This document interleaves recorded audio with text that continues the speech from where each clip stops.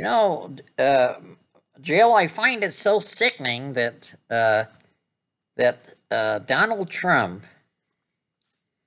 is well, he's lived a life of being unfaithful and well, like Stormy Daniels, for instance. You know, he had to pay her off to shut her up, and she seems like a real sweet woman, and I know she was in 200 and what was it, 219 porno films. No, Marge or Jill, I don't watch porno. Hunter watches porno, but I look the word porno. You know, if somebody says it to me, porn, and I say no. Porn, no, and that's how they. I'm the one that the word porno. I started the word porno, Marge, Jill, and it's like when before the Russia and Ukraine war, I went on the air and I was very firm and I says if you're thinking of invading Ukraine, don't. And then I said the same thing to Iran. You know, if they're thinking about invading Israel, don't. So when I say don't, I know that the nations quiver in their boots, Marge. They really do. And Jill, I'm sorry, I don't mean to call you Marge. Honestly, Jill, I don't mean to call you Marge. It's just, I don't know a Marge. I've never known a Marge. I don't want to know a Marge. You've always been my babe. You know, I've never gone to a strip show. I don't look at other women. I don't care how big their knockers are. I don't care if they're a 44 D cup. I don't care. I don't even know what a D cup is.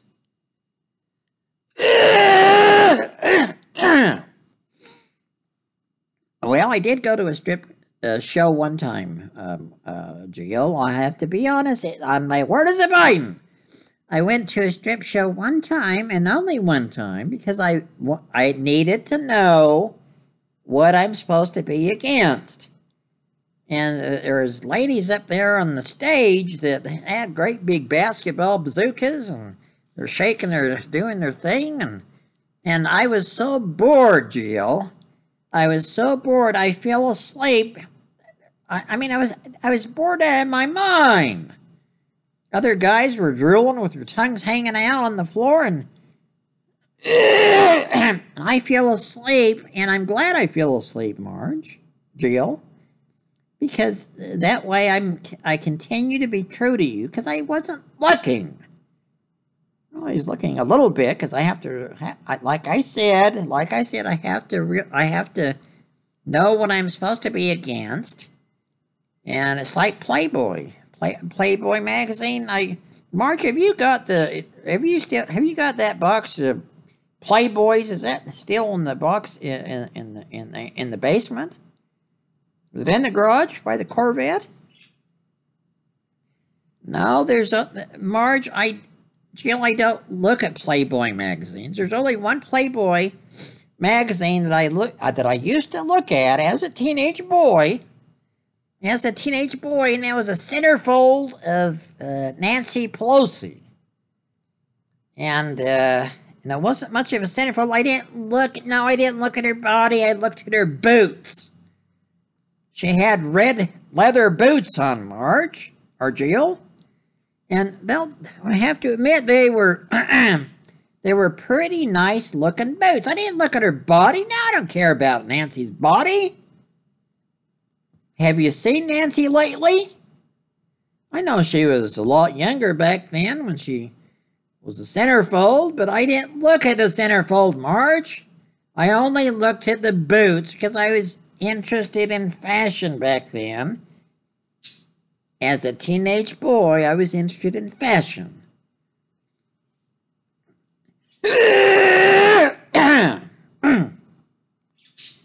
Oh, boy. Let me hear.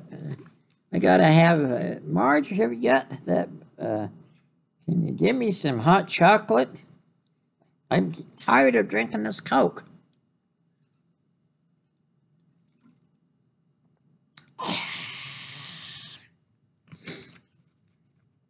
Oh, boy. Why don't you give me some coffee, Marge? Get some Maxwell House going. Can you go make me a pot of coffee? Get off your lazy butt, Marge. I mean, I didn't mean that. I didn't mean that. I don't know where those words came from, Jill. The devil made me say it. I'm sure the devil made me say it. And I hope that you'll forgive me. Really.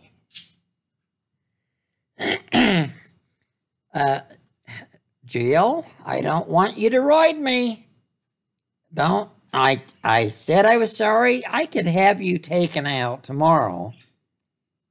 Jill, I have a button here on the right side of my desk.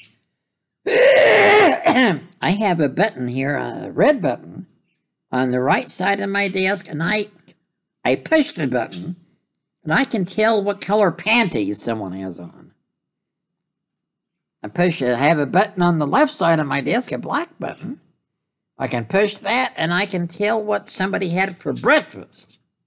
There's nothing that I don't know about people.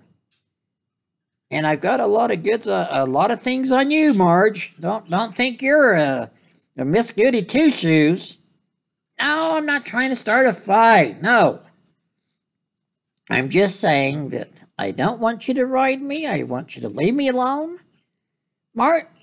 Jill, should we go up to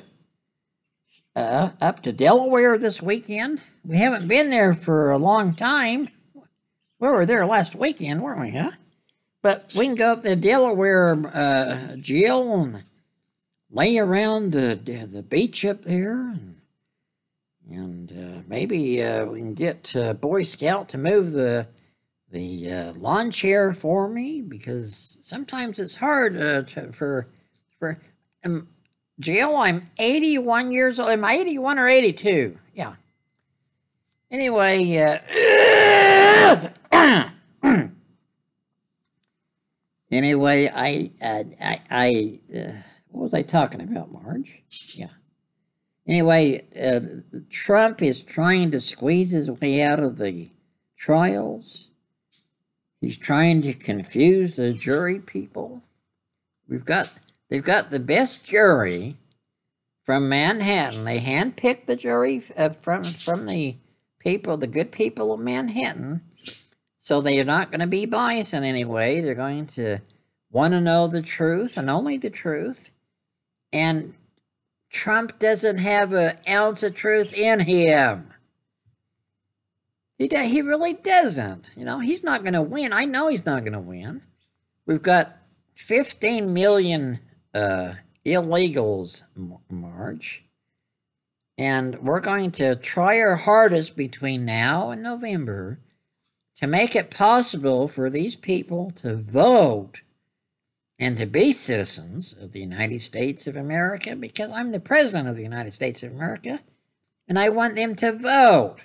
There's a thing in the hidden thing in the law that says if a person that illegal alien, if they think they're a U.S. citizen, if they just think they are, then they are. Read it. It's on my word as a Biden. No, that's in there. That's in there, Jill. And so if they just think that they're a citizen, then they are citizens. As a man thinketh, so is he, Marge. Didn't that Norman Vincent Peale say that? Something like that? You know.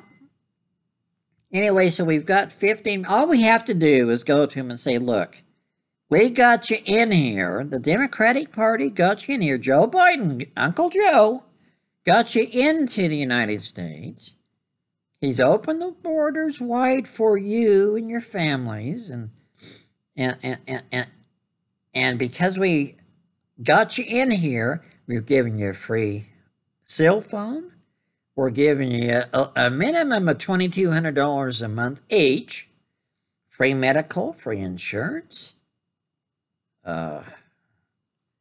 free lodging. Put you up at some hotels in New York once in a while. We've done everything for you with free food, everything. And all we ask you to do is show your appreciation and vote for me, Uncle Joe. What did Trump do for you? Trump hasn't done diddly crap for you. In fact, he's going to deport you. On day one, there's going to be not only a bloodbath in the street, that he's going to deport you. He's going to ship you back to where you came from. I, on the other hand, love you. You're my brother and my sister. You know, I love you and I want you to stay here in the land of milk and honey. So you got to vote for us, or else your sorry ass is going to be shipped out of here. Trump hates your guts. He hates your filthy guts. Me, on the other hand, I like you. I think you're tops. Marge, are they buying it? Bunch of losers.